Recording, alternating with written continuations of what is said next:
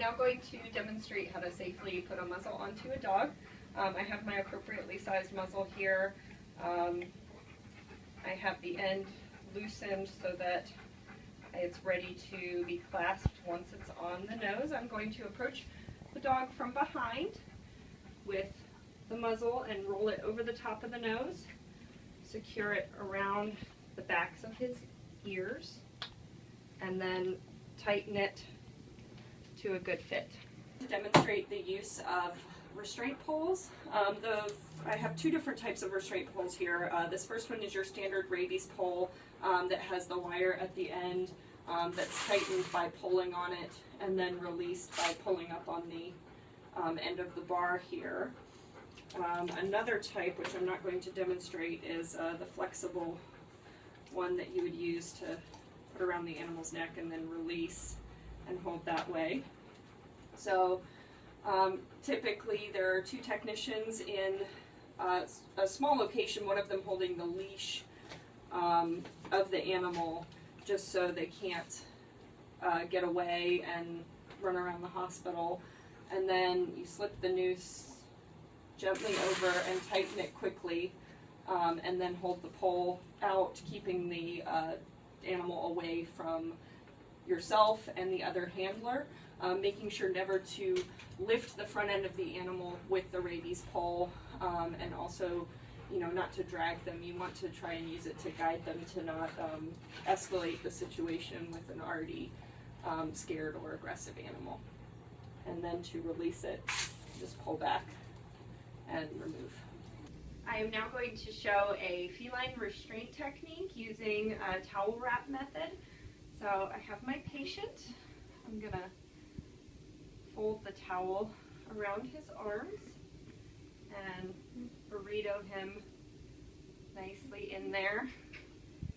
So this just restrains all four limbs and gives, an easy way to sort of present the neck for a jugular draw while keeping the limbs confined. I'm now going to demonstrate placement of a urinary catheter on a male dog. I have my catheter, my syringe, some cleaning items, and my clippers. The first thing I'm going to do is just trim the hair around his prepuce because he has a lot of it.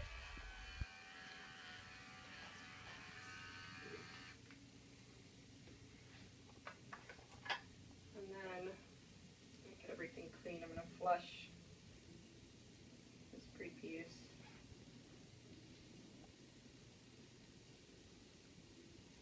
With a dilute betadine to get everything as clean as possible, and then sterile saline just to help rinse that out. And then once the penis is extruded, I'll clean the tip with some cotton with some betadine on it.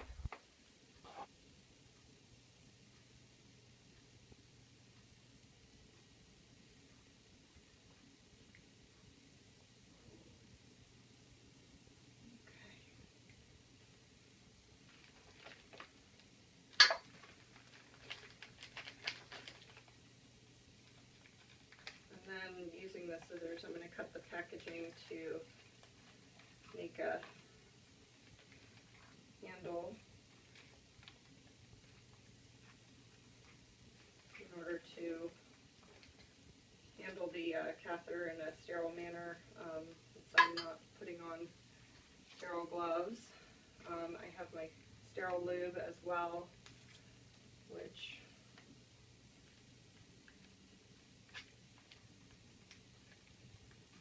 I'm going to drop onto the end of the catheter.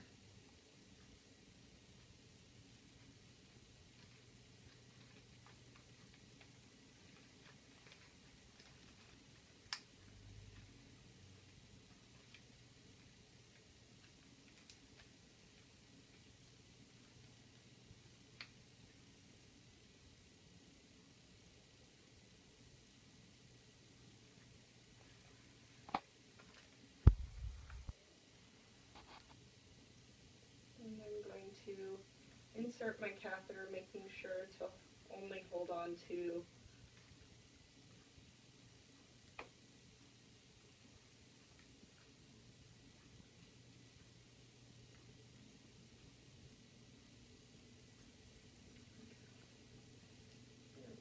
and gently insert it, holding onto my packaging to maintain sterility. Oncology, Lisa Scott is available. Can you dial 334? Lisa, 334.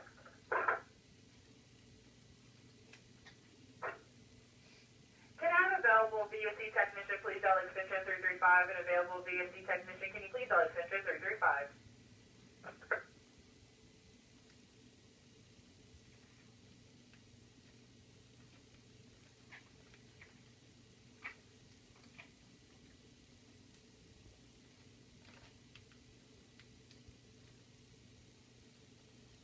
And then once I start seeing urine, I'm going to open up my syringe.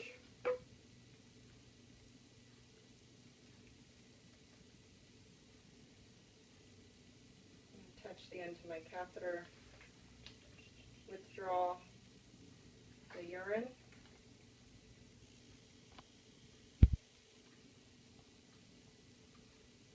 and then remove my catheter gently.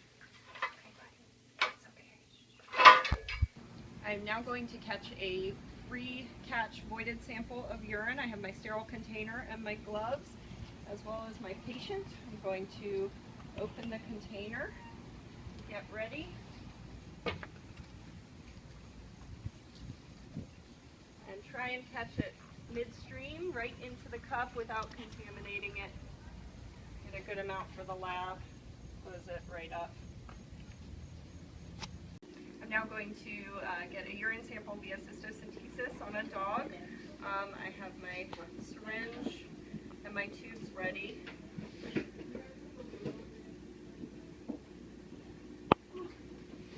I'm using an ultrasound.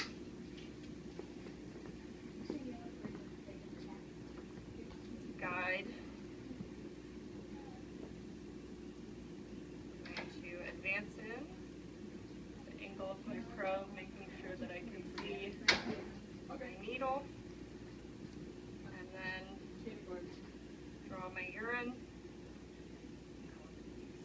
Then I'm going to let up pressure on my plunger before taking the needle out, and then just double check on my ultrasound that everything looks good, and I've got my sample. I'm now going to express the anal glands on a dog.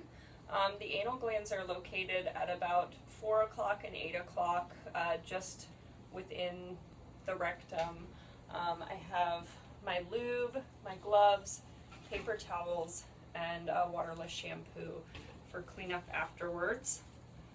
So I'm going to lube my finger, locate his rectum, all this fur.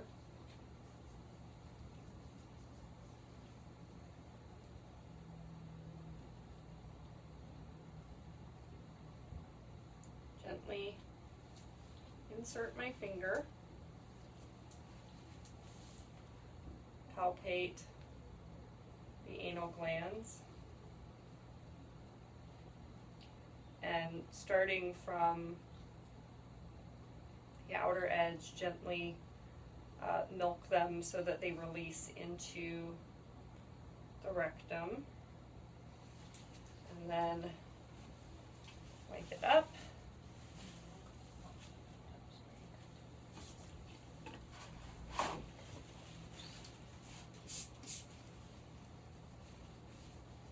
Clean his tail feathers.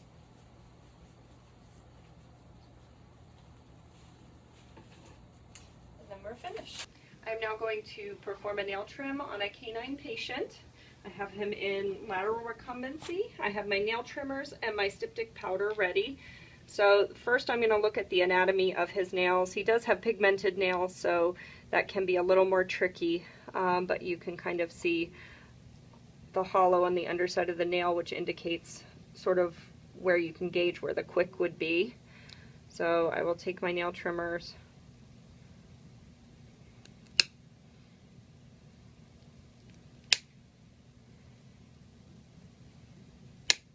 and just cut the points off. So now you can see that all the tips have been removed, none of the quicks have been exposed, and his nails are nice and short. Okay, I'm now going to demonstrate a nail trim on a feline patient. I have my nail trimmers and my styptic powder ready. So I'm going to first just look at the anatomy of his nails. They're clear, so I can actually visualize where the quick is. And so I'm going to get my nail trimmers and just clip off the ends, keeping an eye on where the quick is on his nails.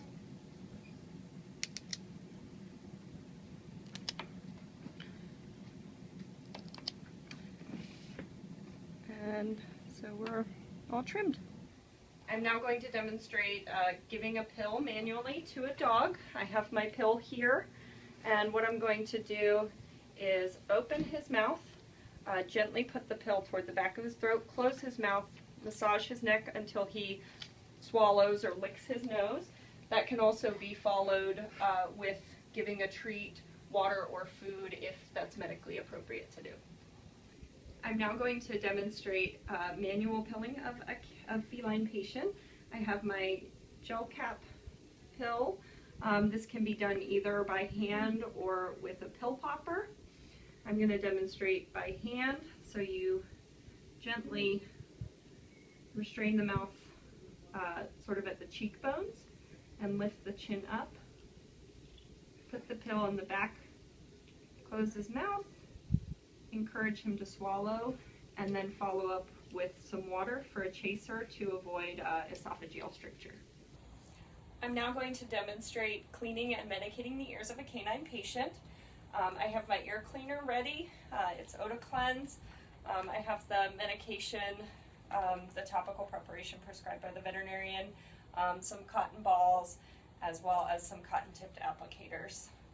So the first thing I'm going to do is lift up his pinna, take the bottle of ear cleaner, and just insert it into the external canal, squeeze a little bit in, and massage the base of his ear just to work that around.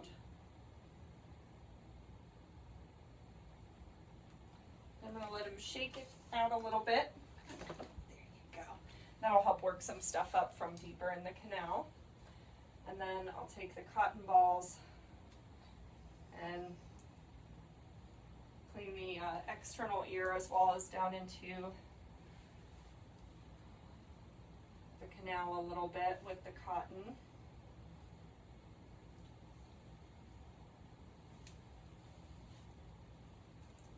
And then take my applicators and clean around the folds in his external ear and get some of the debris off of there.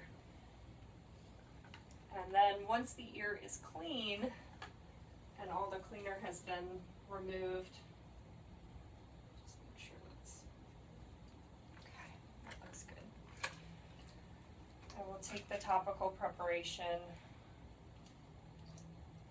which has a little applicator tube on it, and I will insert that just within his external ear, give it a little squeeze, and even apply some to the external ear where the folds are and kind of rub that around just to help distribute the medication evenly on the surface of the internal ear and down in the canal. I'm now going to demonstrate both cleaning and medicating the ears of a feline patient. I have my ear cleaner, my ear medication, some cotton-tipped swabs, and some cotton balls. So I'm going to start by holding the pinna and putting the ear cleaner down into the canal. I'm going to rub the base of his ear just to help distribute the cleaner and break up any of the debris that's in the canal. I'm going to let him shake it out, and that will help kind of bring some of the debris up. And then use cotton to get the bulk of it out. And then around the external ear folds, applicators can be used where you can see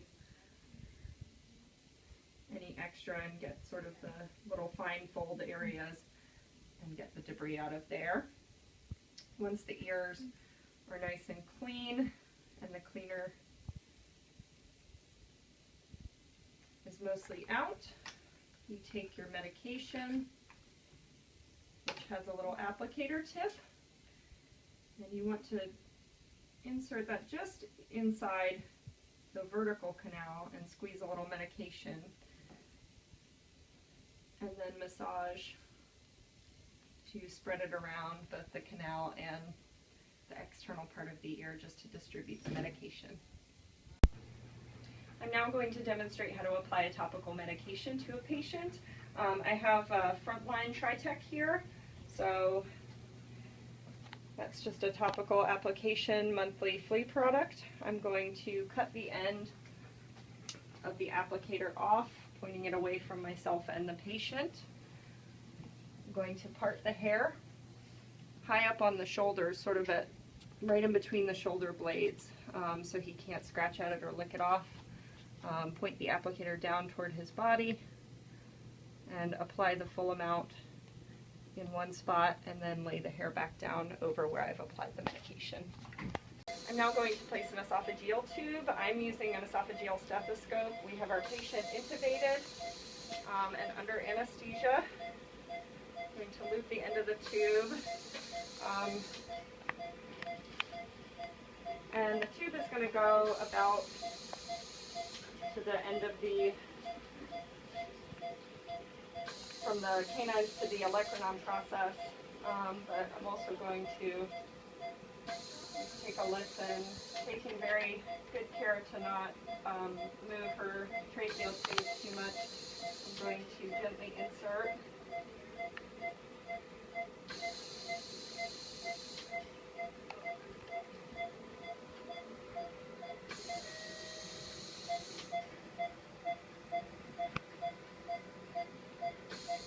My stethoscope into her esophagus.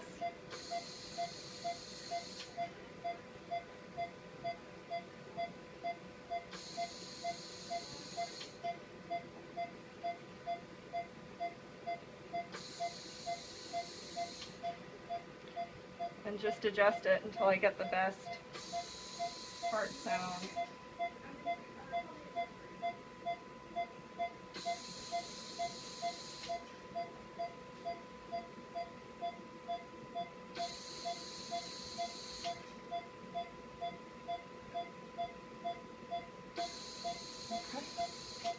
And then it will be in place for monitoring during anesthesia.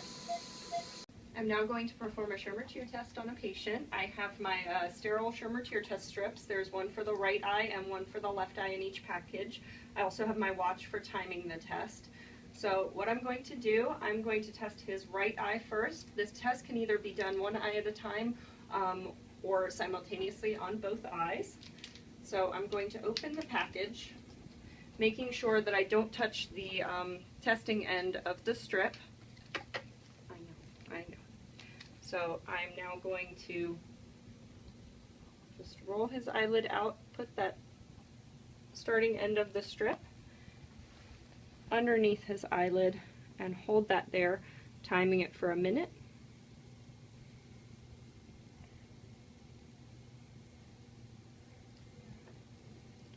And as the test reads, the moisture is going to run up the strip, and there is a color indicator that sort of gives a guide of where the moisture is. Sometimes the moisture does wash that color out toward the end.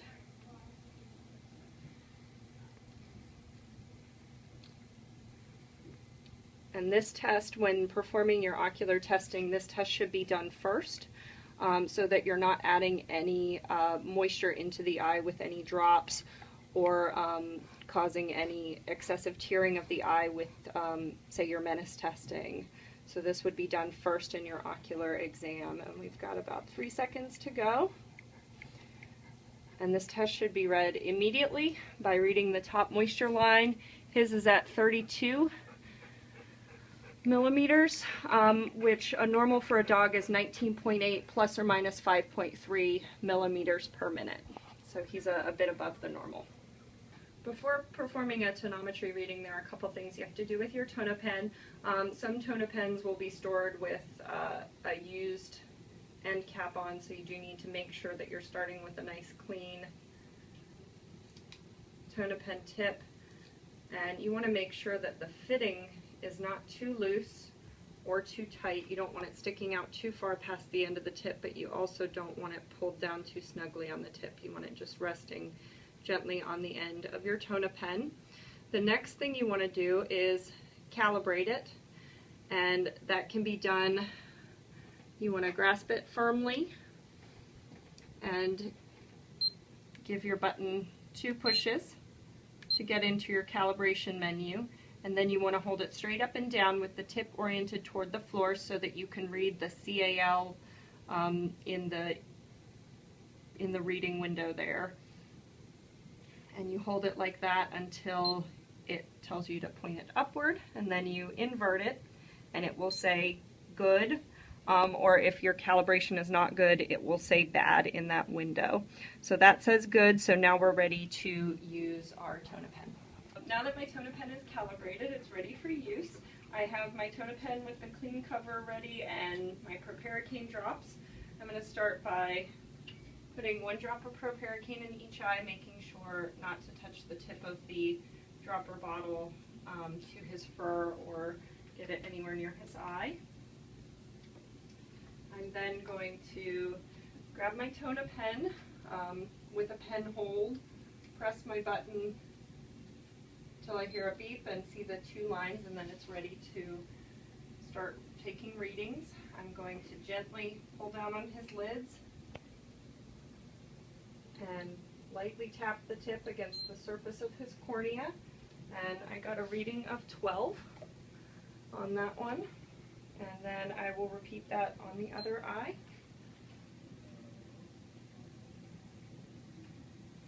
Making sure to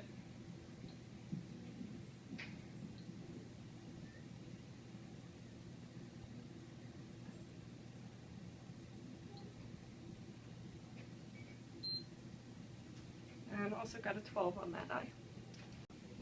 I'm now going to do a fluorescein stain test. I have my sterile saline flush, my fluorescein strip, and some cotton. I'm going to open the strip where the arrows indicate.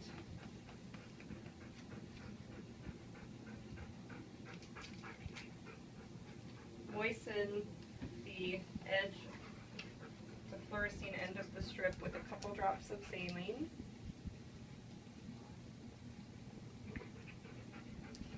And then, lifting the upper lid, I'm going to gently touch the strip to the sclera, blinking a couple times to get good surface area covered with the stain. And then I'm going to rinse with saline to get the excess stain out. I'm now going to demonstrate the preparation and tube placement for an enema on a canine patient. I'm going to use warm water and lube to make my enema. So I'm going to start by turning the warm water on and then adding the cold until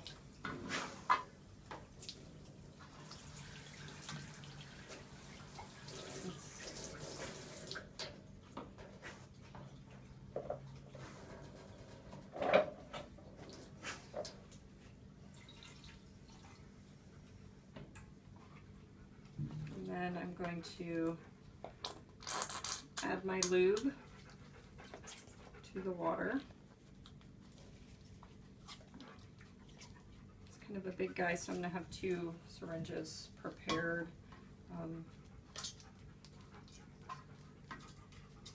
Going to gently mix the water and the lube together a little bit, not too much so we don't completely break down the lube.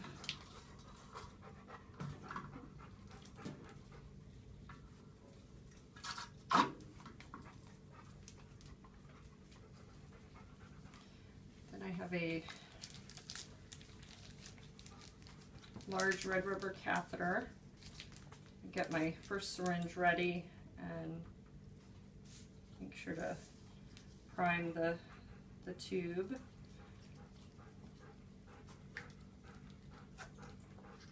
And I'm using some of the lube that's left. I'm going to lube the end.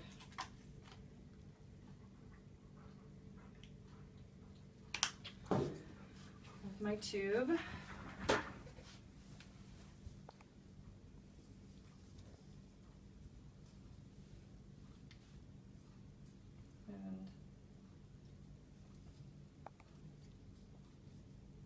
Gently insert.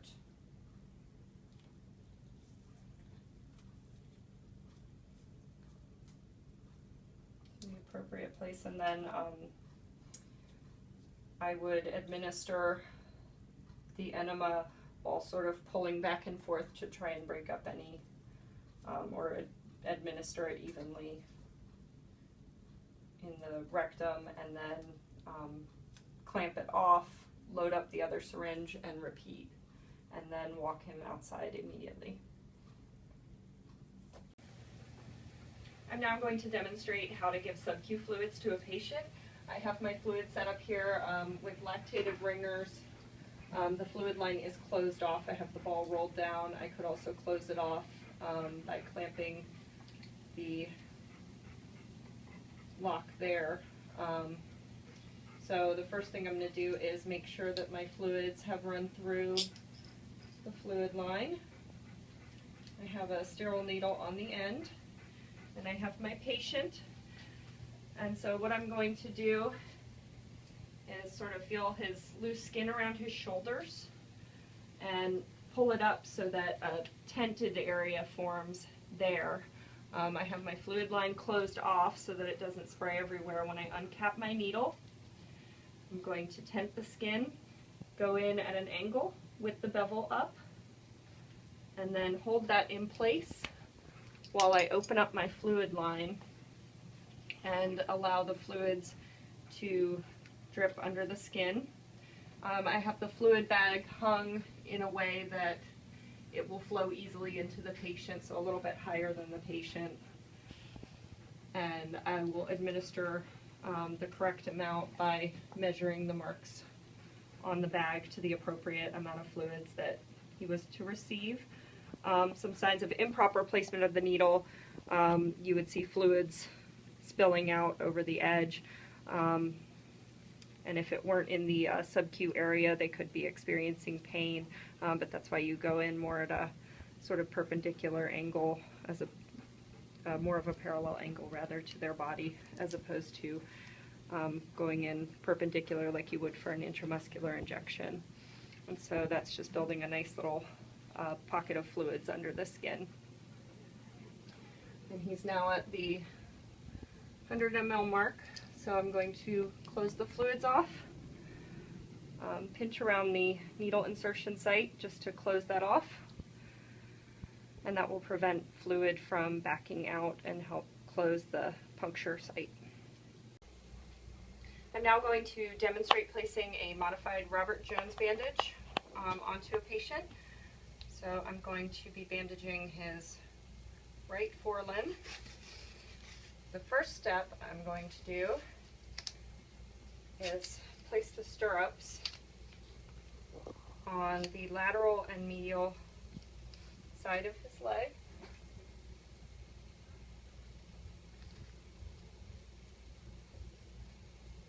And these will provide some anchoring for the bandage to help keep it up on the leg once we're finished.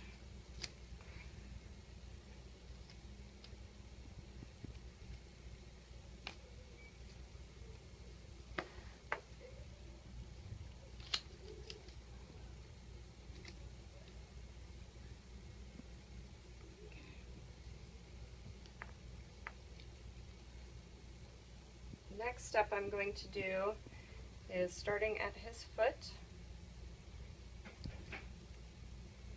apply the cast padding.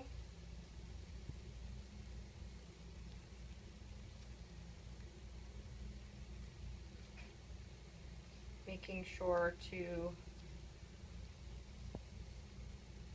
overlap it in a uniform way to avoid any strictures in the bandage that could cause discomfort or sores over time.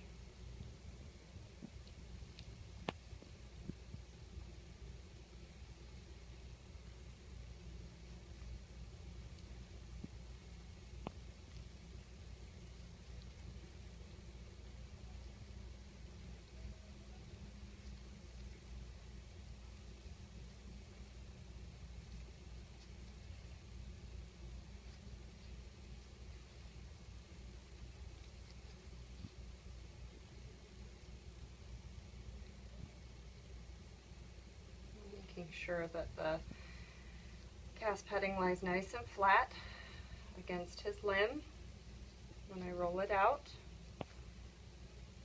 and the bandage will go just above his elbow. That will also help keep it from sliding down the limb over time.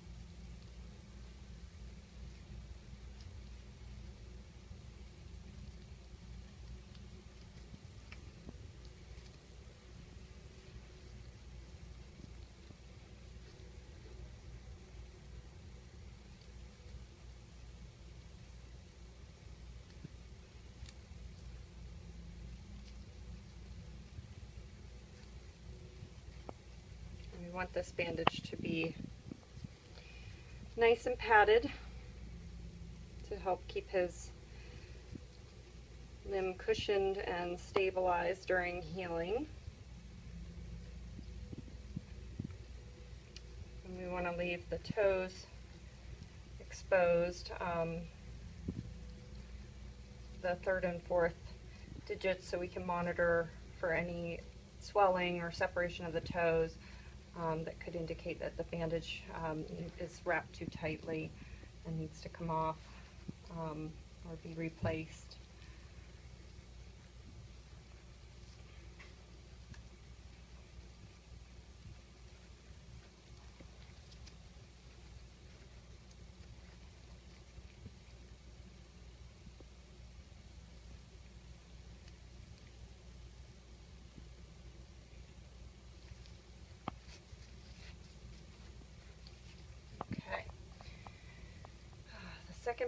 Next part of my bandage is the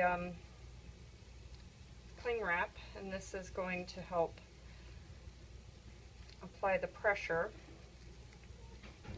that we need.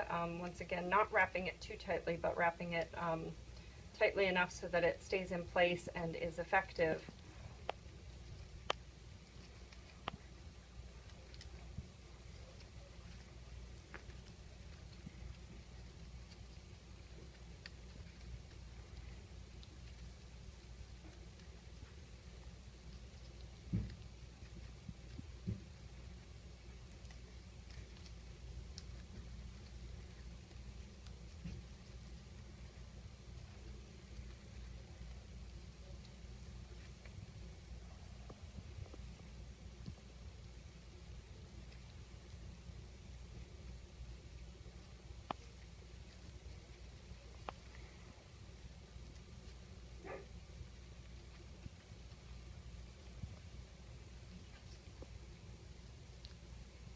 Also overlapping this layer on itself a little bit to keep the bandage uniform and help prevent any spots where it's tightening down.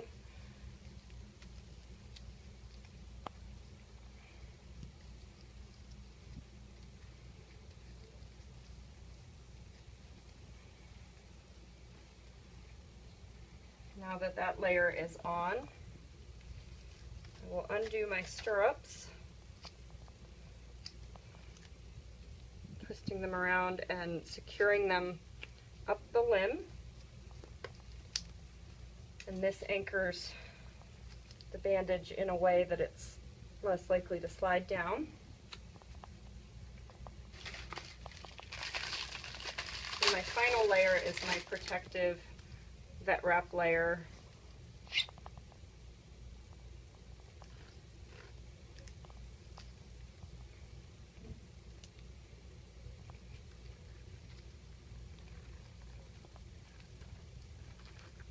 Which will go on the outside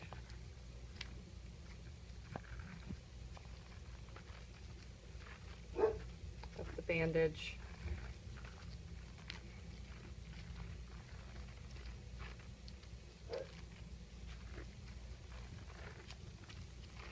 And help keep it protected.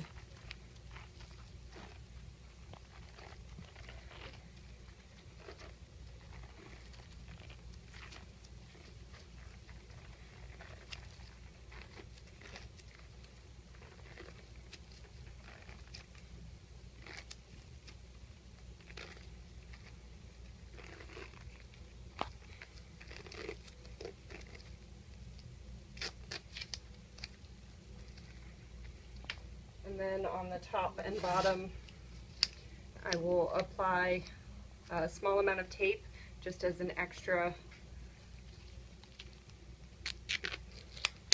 way to keep the bandage up. And on the bottom,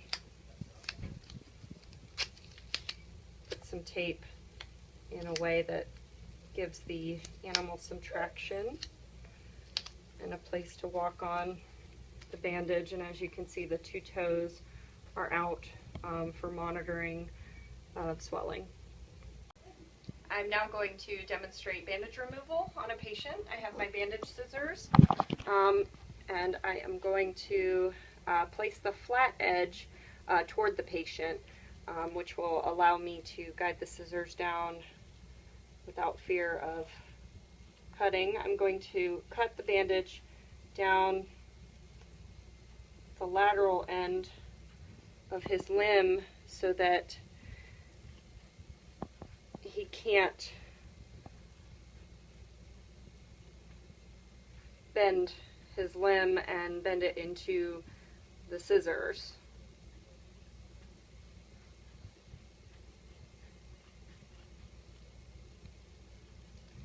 Being very careful down toward his toes to keep the scissors, the scissor edge perpendicular to his body.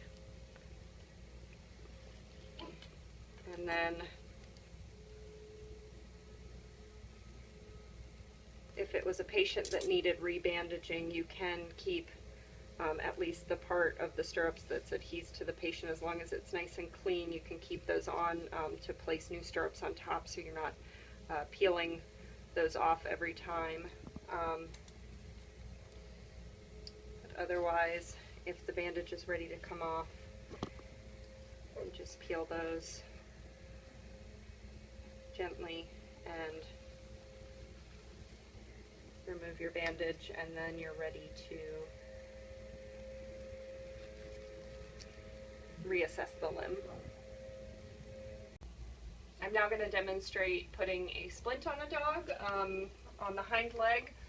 I'm first going to make sure that I have the appropriate size splint for my patient by gently lining it up, and it does look like this is going to be a perfect fit for him. So I'm going to start out with the same technique you would use with a modified Robert Jones bandage, and place my stirrups on the lateral and medial sides of his limb, making sure to keep the leg as stabilized as possible, because you don't want to do any movement, unnecessary movement with a patient who you're worried about a fracture on their limb. So now that I have my stirrup in place, I'm going to start again with my cast padding.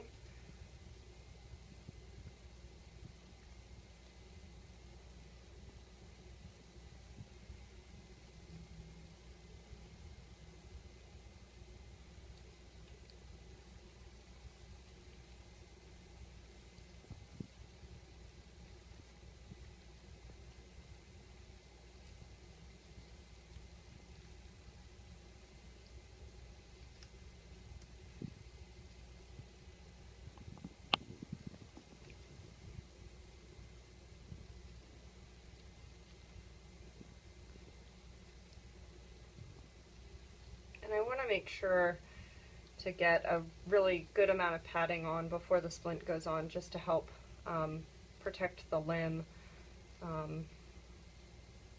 from the edges of the splint, so he doesn't get any sores or anything from the splint rubbing. And once again, I'm going to place my bandage so that it goes above the knee in this case, which will help keep the bandage in place.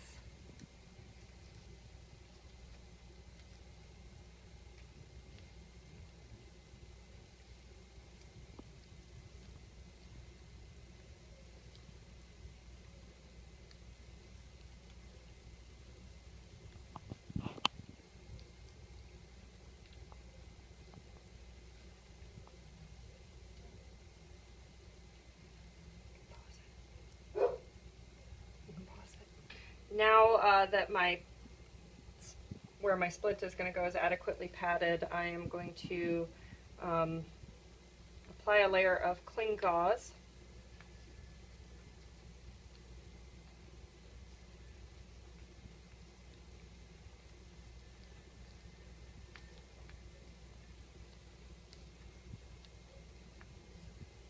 To my bandage.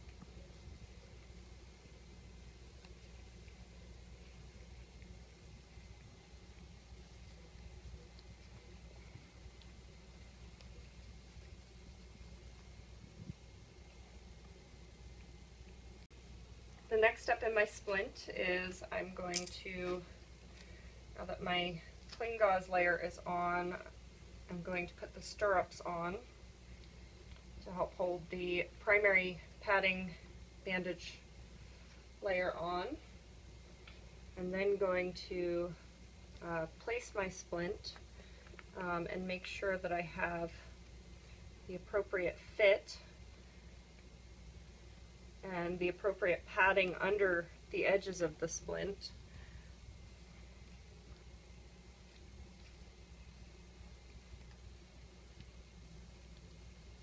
and then attach the splint to the bandage using more cling gauze.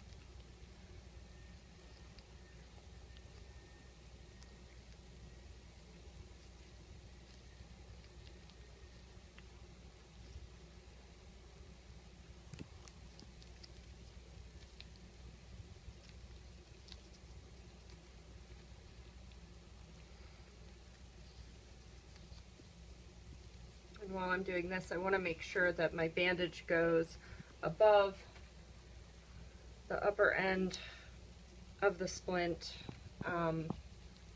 and below the lower edge of the splint, so that we avoid any rubbing of the splint on the patient's skin, which can cause irritation.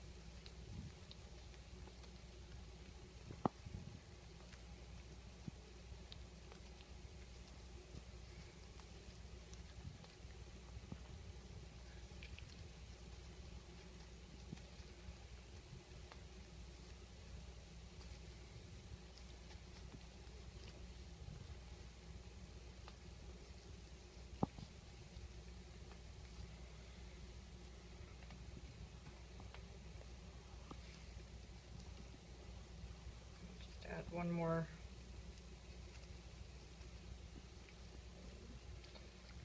layer just to keep the splint from sliding. Make sure it's well in the bandage.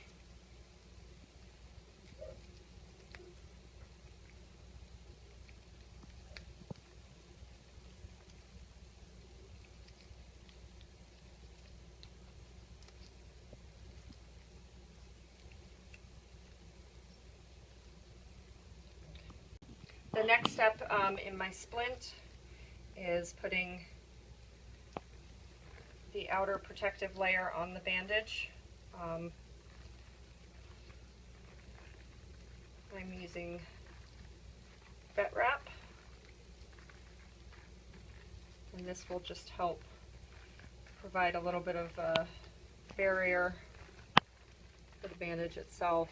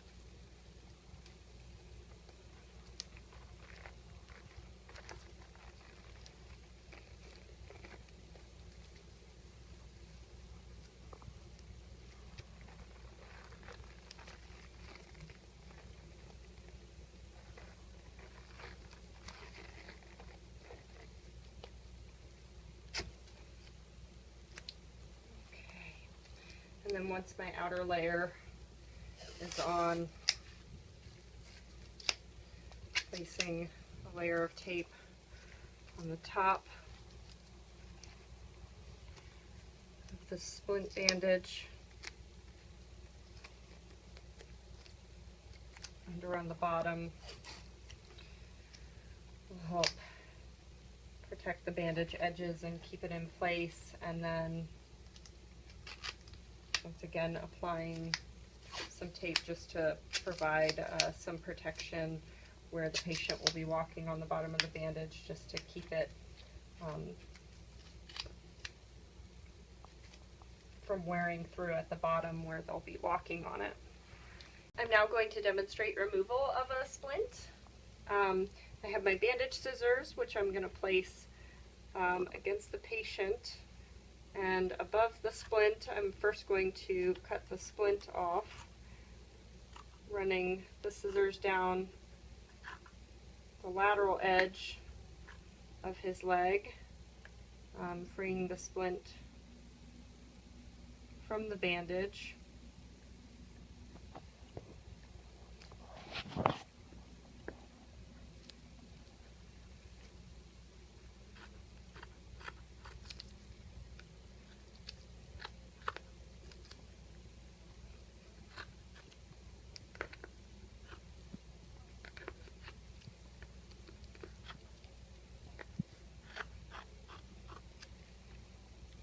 Making sure to do this while keeping the limb as stable as possible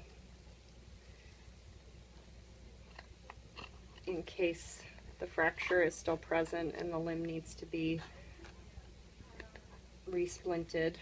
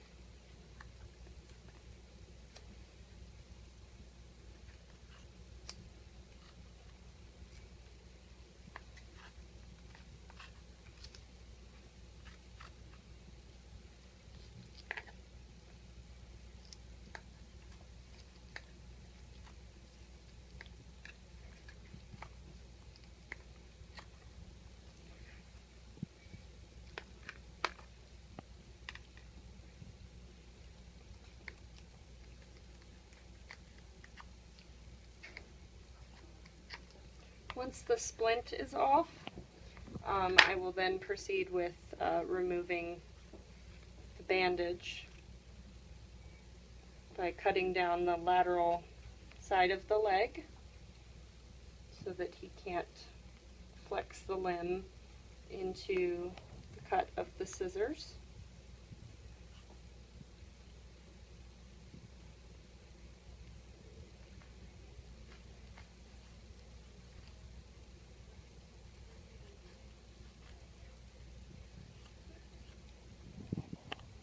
Keeping the edge of the scissors perpendicular to the limb.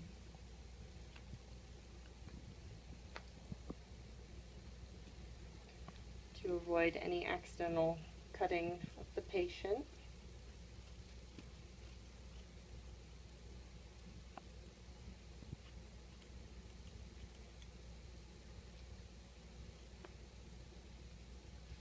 And gently peeling it away as I go to help guide the scissors under the bandage.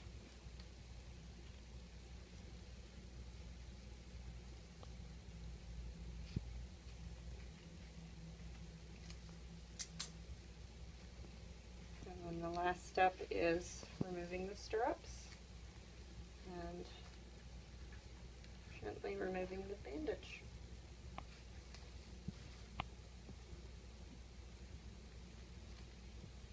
And then the veterinarian can reassess the limb. I am now going to demonstrate an emergency pressure bandage. For the purposes of this video, I'm going to pretend that he has a lacerated foot pad that is bleeding excessively. The first thing I'm going to do is visually assess which foot pad it is, and it is his primary pad. That will need to be flushed initially with a sterile saline flush set just to make sure it's nice and clean. And then dry it off. I am going to place stirrups.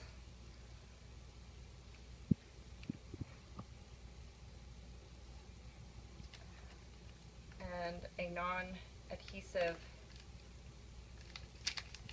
pad which will be held in place by the stirrups, and I want to keep the part that is touching the wound clean.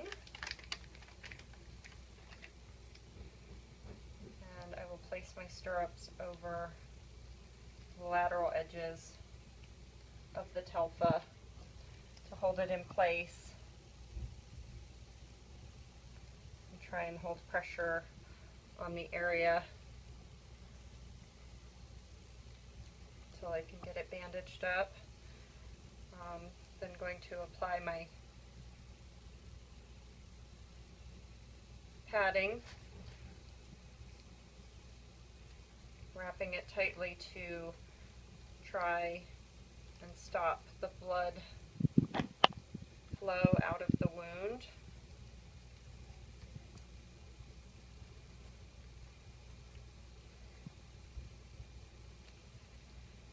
And this bandage is just going to go above his carpus.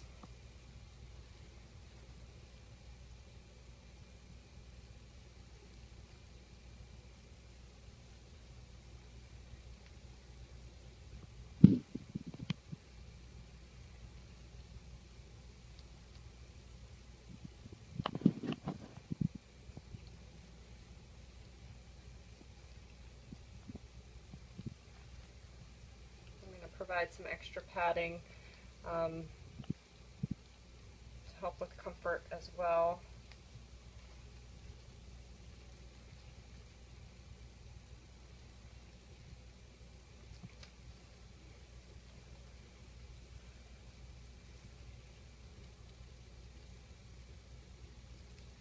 Making sure that the area over the wound is well padded.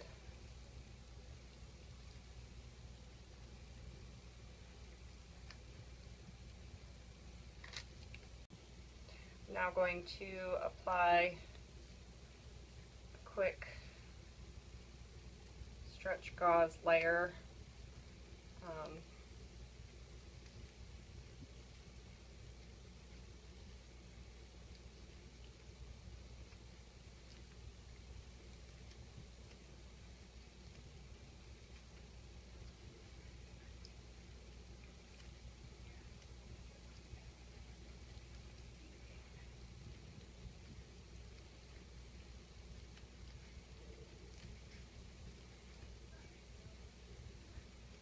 Bandage, and then to help keep my bandage in place, I'm going to pull the stirrups up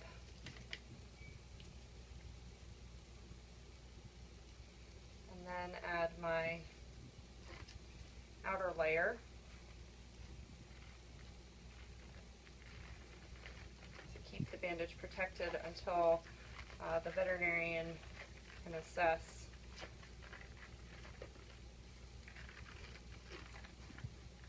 bleeding foot pad and decide whether or not it needs to be sutured or cleaned further.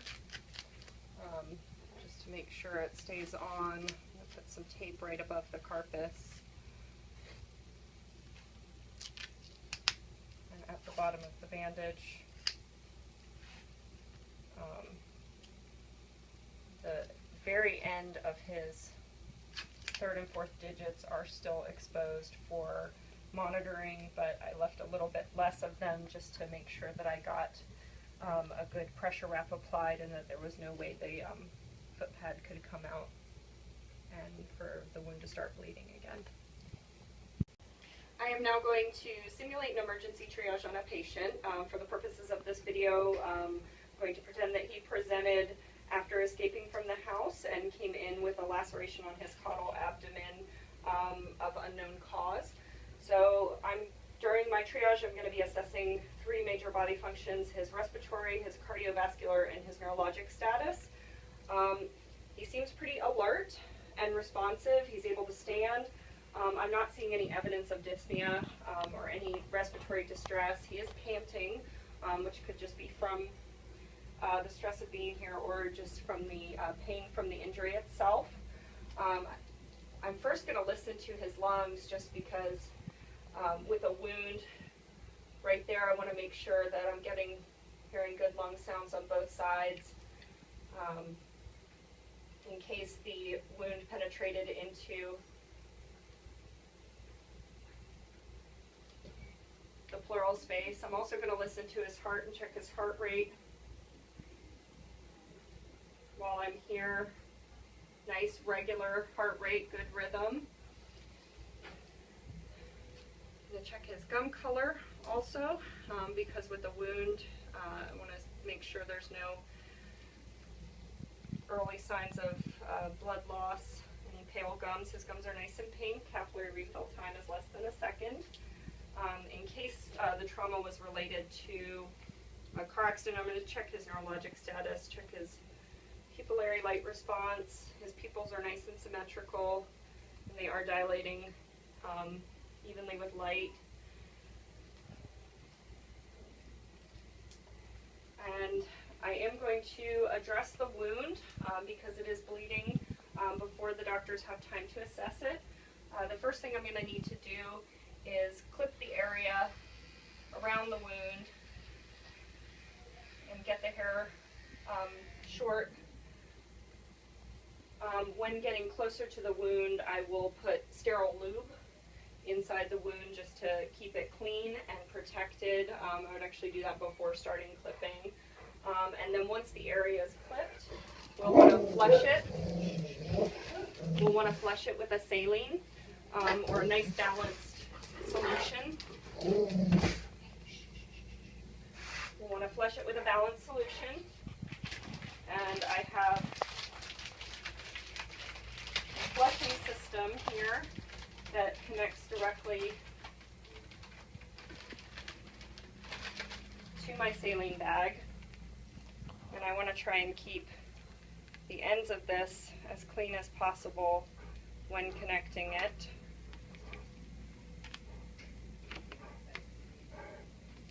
And there's a nice shield that goes on it that helps protect against any splashback. And then this line goes directly into our fluid bag.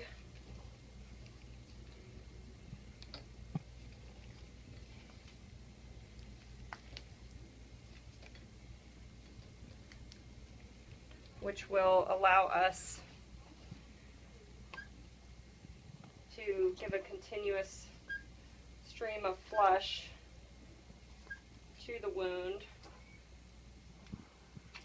Assessing pocketing while also cleaning out not only any debris or dirt, but also the lube that was put in. And you would do that within the wound for a significant amount of fluids, just to make sure that you've gotten everything clean. Once that's done, you want to place an emergency bandage, starting with a sterile, non-adhesive dressing, just so you don't do any unwanted debridement when the veterinarian removes this to do wound closure. So you want to place this sterilely onto the wound area, and then get your padding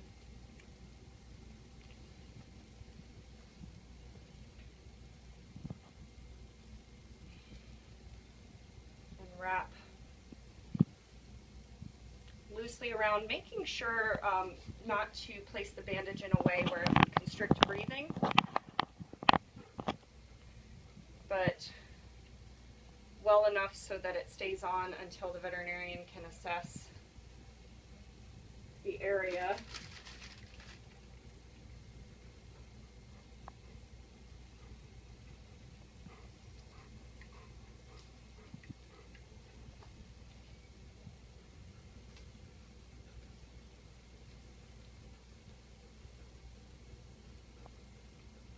wrapping any part too tight and making sure that you don't have any crimps or strictures in your bandage that might cause discomfort to the patient. And then when wrapping the final outer layer, you want to make sure to loosen it a bit as you go to make sure that you're able to wrap it loosely enough so that it doesn't constrict back on itself.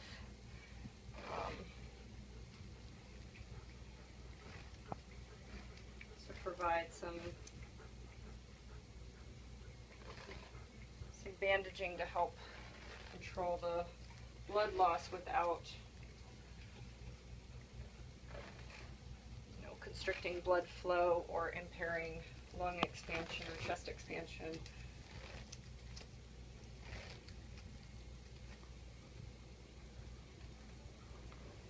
Okay, and that is my emergency triage. I'm now going to use my hand scaling instruments just to track some of the tartar off for premolar.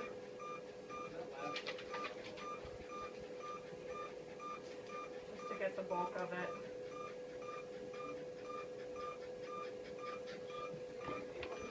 And then I'm wearing my my gloves, my mask, and my face shield just to keep from aspirating any of the bacteria or getting any of it in the eye.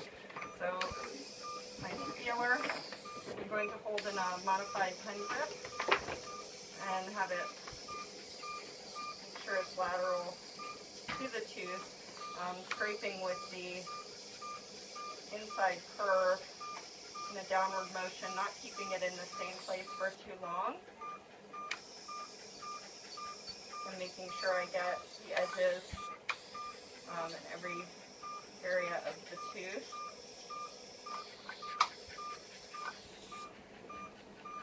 I'm also going to do some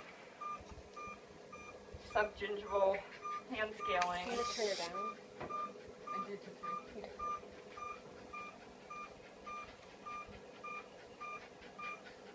With my instruments, just gently going under the gum line and getting the tartar that's built up under there. And I'll repeat that on the steps on the rest of the teeth, making sure to get any tartar that's up under the gum line. I'm going to polish. I have my dental polish. I'm going to fill the cup, and you can also just put some on the tooth itself. And whenever you're polishing, you want to make sure that you get a nice flare on your cup and get good contact with the tooth. And this helps polish down any of the ridges that may have been formed during the scaling.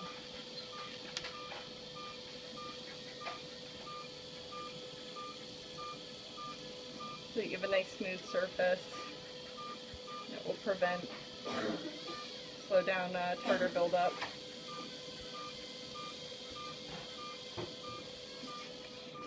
Alright, and I'll finish the rest of the teeth up. Following a dental prophylaxis procedure, one of the most important things that you can do is educate the client about home dental care. We recommend the CET line of veterinary products that have many different options. The first one I'm going to talk about is the toothpaste. It's a non-fluoridated toothpaste that has a little bit of a textured sort of scrubbing action as well, and advising owners how to do that and how to introduce it as well. Usually they're nicely flavored. And then they also have others like vanilla mint, which the smell might be more pleasing to the client, and the pets seem to like it too. Making sure to get back all the way to their molars and show clients how to do that and introduce it in a way that the pet will tolerate it. We recommend brushing at least 2 to 3 times a week to make a difference. sometimes clients can be overwhelmed, thinking that they have to brush the dog's teeth every day or twice a day. And that can make them sort of averse to wanting to brush the teeth. So we say, 2 to 3 times a week is the minimum to make a difference. If they can't do that, then, then maybe it isn't the right option for them. So there are other options available. They have CET chews, which are rawhide chews that are impregnated with enzymes that the pet, chews on, which will mechanically help scrub developing tartar off, as well as adding those enzymes that help fight the bacteria and everything. Another is a water additive that you put in their drinking water, which has enzymes and things to help fight the, plaque buildup and the bacteria in the mouth, and just help maintain good gum health. The other is an antibacterial rinse, which is used ideally once a day, and just sprayed along the gum lines, and that sort of works in the same way and helps reduce the bacteria and maintain healthy gums and prevent tartar buildup. We say it's okay to drink, it's good to chew, it's better to rinse, and it's best to brush. Another option is either transitioning their diet if they're okay to do that, or supplementing their diet with the Hill's Science Diet TD. It's a larger biscuit and it's more fibrous, so it works in a way, instead of breaking apart, the tooth actually sinks into it, and there's sort of a mechanical scrubbing action that goes along when they actually bite and sink into this larger kibble. It's actually a pretty significant size. And it comes in the feline, small canine, and then a large canine formula. And even just adding in, switching out, a quarter of your pet's diet can make a difference.